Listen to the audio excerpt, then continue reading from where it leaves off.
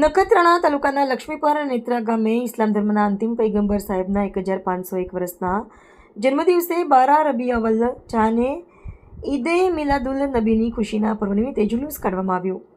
આ જુલુસની અંદર તમામ લક્ષ્મીપર ગામના મુસ્લિમ બિરાદરો હોય ઈદે મિલાદુલની મોહબ્બતના આ કાર્યક્રમને સફળ બનાવવા માટે ગામમાં પાંખી પાડી અને આ જુલુસને શાન બાંધી નારે તકબીર અલ્લાહુ અકબર નારે રિસાલત યા રસુલ્લાહ જેવા નારા સાથે લક્ષ્મીપર ગામની મેન બજારો અને ગલીઓ ગાજી ઉઠી હતી। આ જુલુસની અંદર મૌલાના હુસેનભાઈ કુંભાર અને સાથે મૌલાના સત્તરભાઈએ નાત શરીફ પડાવી હતી।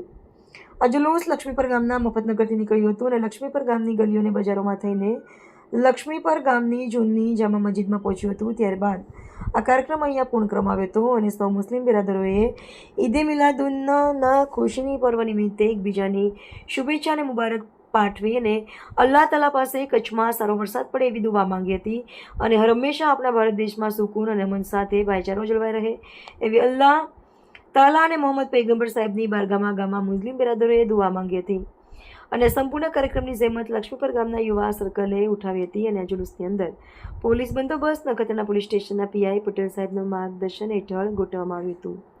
Reporter by Hasam Thodiya, Daily friend.